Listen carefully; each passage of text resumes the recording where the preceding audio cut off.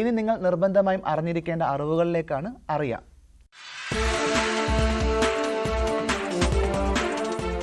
Special കുട്ടികൾ എപ്പോഴും നമുക്ക് സ്പെഷ്യലായി തന്നെ ചേർത്ത് നിർത്തേണ്ടതുണ്ട്.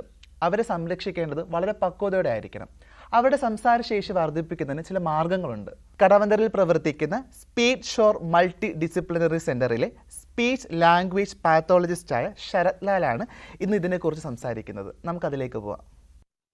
ഹായ്, എൻ്റെ പേര് ശരത്. ഞാൻ ഇവിടുത്തെ സ്പീച്ച് തെറപ്പിസ്റ്റ് കം ഓഡിയോളജിസ്റ്റ് ആണ്. സോ ഓട്ടിസം അല്ലെങ്കിൽ ഓട്ടിസം സ്പെക്ട്രം ഡിസോർഡർ നമ്മൾ ഒരുപാട് കേട്ടിട്ടുള്ള ഒരു ടേം ആണ്. ബട്ട് എന്താണ് ഈ ഓട്ടിസം സ്പെക്ട്രം ഡിസോർഡർ? അതിനെപ്പറ്റിയാണ് ഞാൻ ഇതിലൂടെ സംസാരിക്കുന്നത്. സോ ഓട്ടിസം സ്പെക്ട്രം ഡിസോർഡർ എന്ന് പറയുന്നത് ഒരു ന്യൂറോ ഡെവലപ്മെന്റൽ ഡിസോർഡർ ആണ്. അതായത് ഈ ഓട്ടിസം സ്പെക്ട്രം ഡിസോർഡർ അല്ലെങ്കിൽ ഓട്ടിസം ഉള്ള കുട്ടികൾ മെയിൻ ആയിട്ട് കണ്ടുവരുന്ന പ്രശ്നം എന്താണെന്ന് പറഞ്ഞാൽ അവർക്ക് സോഷ്യൽ ഇന്ററാക്ഷൻ, അതായത് ബാക്കിയുള്ള ആളുകളുമായിട്ട് ഇന്ററാക്ട് ചെയ്യാനായിട്ട്. ഓക്കെ, നമുക്കിപ്പം ഒരു സോഷ്യൽ സിറ്റുവേഷനിൽ നമ്മളിപ്പോൾ ആളുകളുമായിട്ട് ഇന്ററാക്ട് ചെയ്യുന്നു, പക്ഷെ ആ ഇന്ററാക്ഷൻ ഈ കുട്ടികളിൽ ബുദ്ധിമുട്ടായിരിക്കും. അവർക്ക് ബാക്കിയുള്ള ആളുകളുമായിട്ട് ഇന്ററാക്ട് ചെയ്യാനായിട്ട് ബുദ്ധിമുട്ടുണ്ടായിരിക്കും. അതുപോലെ തന്നെ social communication, okay, interaction and communication. Communication എന്ന് പറഞ്ഞാൽ നമ്മൾ ബാക്കിയുള്ളവരായിട്ട് വേർബൽ കമ്മ്യൂണിക്കേഷൻ അല്ലെങ്കിൽ നോൺ വേർബൽ കമ്മ്യൂണിക്കേഷൻ ഉണ്ടാകുന്നുണ്ട്. ഞാനിപ്പം ഒരാളുമായിട്ട് സംസാരിക്കുന്നു, അതൊരു വേർബൽ കമ്മ്യൂണിക്കേഷൻ ആണ്, അല്ലെങ്കിൽ ആക്ഷൻസ് കാണിക്കുന്നത് നോൺ വേർബൽ കമ്മ്യൂണിക്കേഷൻ ആണ്. സോ ഇപ്പൊ കമ്മ്യൂണിക്കേഷൻ, സോഷ്യൽ കമ്മ്യൂണിക്കേഷനും അവർക്ക് ബുദ്ധിമുട്ടുണ്ടായിരിക്കും. പിന്നെ അതുപോലെ തന്നെ സ്റ്റീരിയോ ടൈപ്പിക് ബിഹേവിയേഴ്സ് എന്ന് പറയാം, റിപ്പീറ്റേറ്റീവ് ബിഹേവിയേഴ്സ് എന്ന് പറയും. പ്രത്യേകിച്ച് പേർപ്പസ് ഒന്നും ഇല്ലാണ്ട് റിപ്പീറ്റഡ് ആയിട്ട് ചില ബിഹേവിയേഴ്സ് കാണിച്ചുകൊണ്ടേയിരിക്കും. കുട്ടികളിൽ ഇപ്പം ഓട്ടിസ്റ്റിക് ആയിട്ടുള്ള കുട്ടികളിൽ നമ്മൾ മെയിൻ ആയിട്ട് കണ്ടുവരുന്ന ഒരു പ്രോബ്ലം ആണിത്. അതായത് റിപ്പീറ്റഡ് ആയിട്ട് കൈകൊണ്ട് ഇപ്പം ആക്ഷൻസ് കാണിച്ചുകൊണ്ടേയിരിക്കുന്നു. അതുകൊണ്ട് പ്രത്യേകിച്ച് പേർപ്പസ് ഉണ്ടായിരിക്കത്തില്ല. അവരതുകൊണ്ട് പ്രത്യേകിച്ച് ഒരു മീനിങ് കൺവേ ചെയ്യാൻ നോക്കുകയായിരിക്കത്തില്ല. ബട്ട് അത് റിപ്പീറ്റഡ് ആയിട്ട് അവരിങ്ങനെ കാണിച്ചുകൊണ്ടേയിരിക്കുന്നു. അതാണ് one of the other feature എന്ന് പറയുന്നത്. ഈ 3 ഫീച്ചറാണ് കൂടുതൽ നമ്മൾ ഓട്ടിസം സ്പെക്ട്രം ഡിസോർഡർ എന്ന് പറഞ്ഞ കണ്ടീഷനിൽ കാണുന്നത്. സോ ഓട്ടിസം സ്പെക്ട്രം ഡിസോർഡർ എന്ന് പറയുന്നത് നമ്മുടെ ചെറിയ പ്രായത്തിലെ even like from the birth start ചെയ്യുമെങ്കിലും ഏജ് കൂടുന്നതനുസരിച്ചാണ് അതിന്റെ സിംറ്റംസ് ആൻഡ് ഫീച്ചേഴ്സ് കൂടുതലായിട്ടും എവിഡന്റ് ആയി വന്നുകൊണ്ടിരിക്കുന്നത്. ഓക്കെ, ചിലപ്പം ചില കുട്ടികളിൽ ഇപ്പം ആദ്യത്തെ ഒരു വർഷം ചിലപ്പം വലിയ കുഴപ്പങ്ങളൊന്നും ഇല്ലാത്ത രീതിയിൽ ഡെവലപ്മെന്റ് ഒക്കെ ഉണ്ടായിരിക്കും. പക്ഷെ അത് കഴിഞ്ഞ് പതുക്കെ പതുക്കെ ആ കുട്ടികളിൽ ഓരോരോ ബുദ്ധിമുട്ടുകൾ വരാൻ തുടങ്ങും. അതായത് ഏജ് കൂടുന്നതനുസരിച്ച് അത് ഏതൊരു സ്കൂൾ ആയിക്കോട്ടെ, പിന്നെ കുറച്ചുകൂടെ പ്രായം കഴിയുമ്പോൾ വർക്ക് കൾച്ചർ ആയിക്കോട്ടെ, അവർക്ക് അതിന്റെ പതുക്കെ പതുക്കെ അതിൻ്റെ എഫക്റ്റ് ഈവൻ പേഴ്സണൽ ലൈഫിലും എല്ലാ ലൈഫിലും അവർക്ക് അത് ബുദ്ധിമുട്ട് പതുക്കെ പതുക്കെ വന്നു തുടങ്ങും. സോ അത് നമുക്ക് ഭയങ്കര ക്ലിയർ ആയിട്ട് നമുക്ക് അങ്ങനത്തെ കുട്ടികളിൽ നമുക്ക് മനസ്സിലാവുന്നതാണ്. പിന്നെ ഇതിന്റെ main one of the other thing എന്ന് പറയുന്നത്, സോ ഇവർക്ക് എല്ലാ മേഖലയിലും അവർക്ക് എല്ലാം നമുക്ക് ഒരേ ഒരു ടേമിൽ നമുക്ക് പറയാൻ പറ്റത്തില്ല. ഇതിലും പറയുന്നത് ഓട്ടിസം സ്പെക്ട്രം ഡിസോർഡർ എന്നാണ്. ആ പേര് തന്നെയുണ്ട്, ഒരു സ്പെക്ട്രം ആണ്.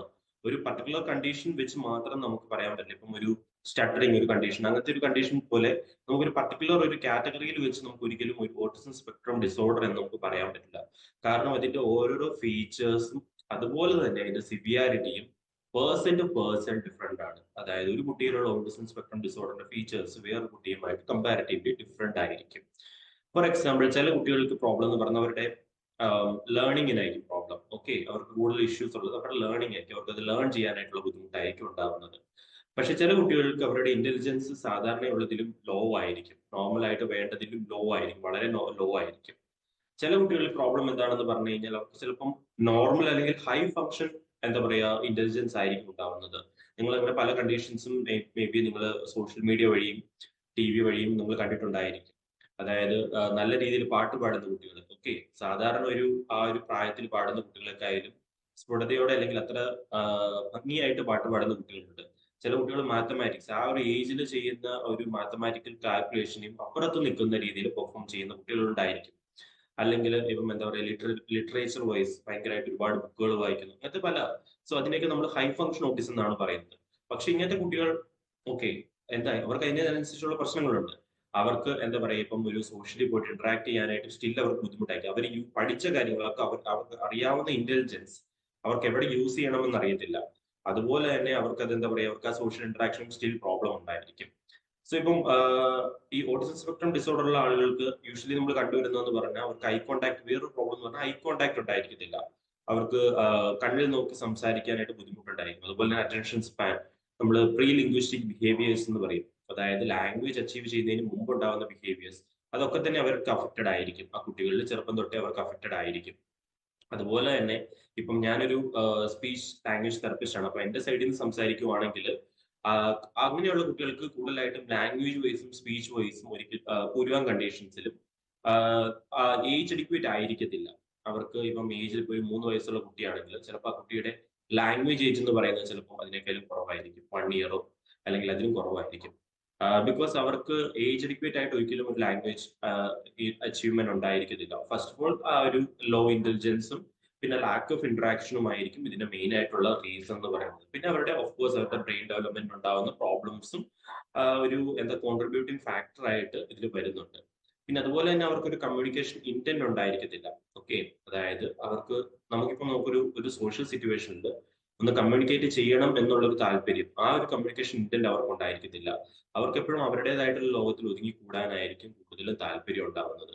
ബാക്കിയുള്ള ആളുകളുമായിട്ട് സംസാരിക്കാനോ അവരുമായിട്ട് ഇന്ററാക്ട് ചെയ്യാനോ അല്ലെ അവർ അങ്ങനെ ഇപ്പൊ അവരുടെ ഇപ്പൊ കുട്ടികളാണെങ്കിൽ ഇപ്പൊ നമ്മൾ കടൽ ചെയ്യാൻ പോവുകയാണെങ്കിൽ അല്ലെങ്കിൽ നമ്മളൊന്ന് കൊഞ്ചിക്കാൻ പോവുകയാണെങ്കിൽ അതിനൊന്നും ഒരു താല്പര്യം ഉണ്ടായിരിക്കത്തില്ല. ഒറ്റയ്ക്ക് അവരുടേതായിട്ടുള്ള ഒരു ഗെയിംസ് അവരുടേതായിട്ടുള്ള ആക്ടിവിറ്റീസ് ചെയ്യാനായിട്ടായിരിക്കും അവർക്ക് കൂടുതൽ താല്പര്യം ഉണ്ടാവുന്നത്. അപ്പൊ ഒരു കമ്മ്യൂണിക്കേഷൻ ഇന്റന്റ് ഉണ്ടായിരിക്കത്തില്ല. ഒരു സിറ്റുവേഷനിൽ പോയി സംസാരിക്കണം എന്നുള്ള ഒരു താല്പര്യം അവർക്ക് ഉണ്ടായിരിക്കത്തില്ല. ഇതൊക്കെയായിരിക്കും മെയിൻ ആയിട്ട് ജനറൽ ആയിട്ട് ഞാൻ പറയുവാണെങ്കിൽ ലാംഗ്വേജ് അല്ലെങ്കിൽ സ്പീച്ച് വൈസിൽ ഉണ്ടാകുന്ന മെയിൻ പ്രോബ്ലംസ് എന്ന് പറയുന്നത്. സോ ഇതിപ്പം ഇത് കണ്ടുകൊണ്ടിരിക്കുന്ന പേരൻസ് അല്ലെങ്കിൽ കെയർ ടേക്കേഴ്സ്, കെയർ ഗീവേഴ്സ് അവർക്കൊക്കെ വേണ്ടിയാണ് ഞാൻ പറയുന്നത്. സോ ഇങ്ങനത്തെ ഇഷ്യൂസ് നിങ്ങൾക്ക് അറിയാവുന്ന ആർക്കെങ്കിലും ഇല്ല നിങ്ങളുടെ കുട്ടികൾക്കോ കാണുകയാണെങ്കിൽ ഓക്കെ, ഉടനെ തന്നെ നിങ്ങൾ ഡോക്ടേഴ്സിനെ അല്ലെങ്കിൽ ഒരു സ്പീച്ച് തെറപ്പിസ്റ്റിനെ കൺസൾട്ട് ചെയ്യുക തന്നെ ചെയ്യണം. അത് നമ്മൾ വെച്ചുകൊണ്ടിരിക്കരുത്. നമ്മൾ പല കണ്ടീഷനിലും കണ്ടിട്ടുണ്ട്. ഇതൊരിക്കലും ഒരു കംപ്ലീറ്റ്ലി ക്യൂർ ആയിട്ടുള്ള ഒരു കണ്ടീഷൻ അല്ലേ. ഓട്ടിസം എന്ന് പറയുന്നത് നമുക്ക് കംപ്ലീറ്റ്ലി ക്യൂർ ചെയ്യാൻ പറ്റുന്ന ഒരു കണ്ടീഷൻ അല്ല. ബട്ട് ഞാൻ പറയുന്നത് അതിനൊരു സ്റ്റിൽ ഒരു നല്ലൊരു സൈഡ് ഉണ്ട്. നമ്മൾ എത്രയും ഏർലി സ്റ്റേജിൽ നമ്മൾ അത് കണ്ടുപിടിക്കുകയാണെങ്കിൽ അതനുസരിച്ചുള്ള ചേഞ്ചസ് നമ്മൾ കുട്ടിയുടെ ലൈഫിൽ നമുക്ക് വരുത്താൻ പറ്റും. ഓക്കെ, ഇത് നമുക്കിനി ഒന്നും ചെയ്യാൻ പറ്റില്ല എന്ന് പറഞ്ഞ് നമ്മൾ അങ്ങോട്ട് ഗീവ് അപ്പ് ചെയ്യേണ്ട ഒരു കണ്ടീഷൻ അല്ല. നമുക്ക് ഉറപ്പായിട്ടും കുട്ടികളുടെ ലൈഫിൽ വളരെയധികം ചേഞ്ചസ് വരുത്താനായിട്ട് പറ്റും. സോ അത് എത്രയും ഏർലി സ്റ്റേജിൽ കണ്ടുപിടിക്കാൻ പറ്റും അത്ര ഏർലി സ്റ്റേജിൽ നമ്മൾ ട്രീറ്റ്മെന്റ് സ്റ്റാർട്ട് ചെയ്യുന്നത് തന്നെയാണ് നല്ലത്. സോ അപ്പം കുട്ടിയുടെ എവിടെയാണ് ലാക്കിംഗ് ആയിരിക്കുന്നത്, എന്താണ് ലാക്കിംഗ് ആയിരിക്കുന്നത്, സ്പീച്ച് ആണോ, ലാംഗ്വേജ് ആണോ, അതോ കമ്മ്യൂണിക്കേഷൻ ആണോ, എന്താണെന്ന് കണ്ടുപിടിച്ച് അതിന് പ്രോപ്പറായി ട്രെയിനിങ് കൊടുത്തു കഴിഞ്ഞാൽ കുട്ടിയെ നമുക്ക് സമൂഹത്തിന് മുൻനിരയിലേക്ക് കൊണ്ടുവരാനായിട്ട് തീർച്ചയായും പറ്റുന്നതാണ്. അപ്പം ആ ഒരു കാര്യം എപ്പോഴും മൈൻഡിൽ വെക്കുക. അതുപോലെ തന്നെ എന്തെങ്കിലും ഒരു ബുദ്ധിമുട്ട് കാണുവാണെങ്കിൽ ഡോക്ടറെ അല്ലെങ്കിൽ സ്പീച്ച് തെറപ്പിസ്റ്റിനെയോ കണ്ട് കൺസൾട്ടേഷൻ ഏറ്റെടുക്കുക. Thank you.